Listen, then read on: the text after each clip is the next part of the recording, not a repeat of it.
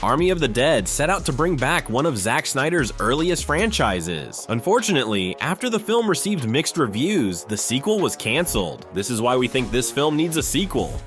Zack Snyder reinvented the zombie film genre with his Dawn of the Dead reboot in 2004, so when he announced he was returning to the world of zombies, it made sense he would come back to reinvent yet again. The Vegas setting allowed for a fun and unique backdrop to a zombie apocalypse and directly tied back to the consumerism themes that made the original 1978 film so impactful. That inventive thinking can be seen throughout the movie, with elements like the zombie hierarchy, which introduces more sentience to the monsters. A zombie tiger was the perfect balance of fun and terrifying, using the Vegas setting to its finest.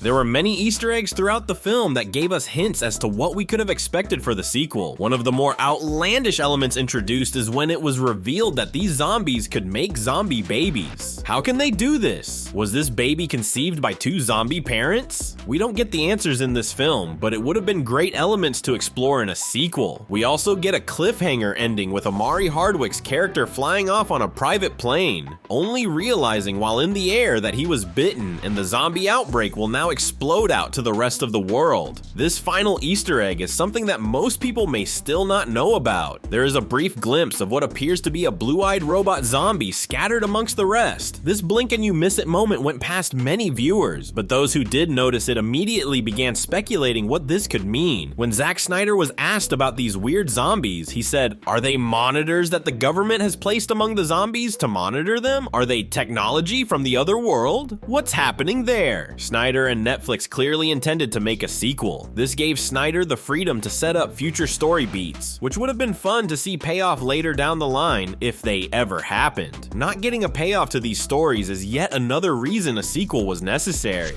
No sequel for you.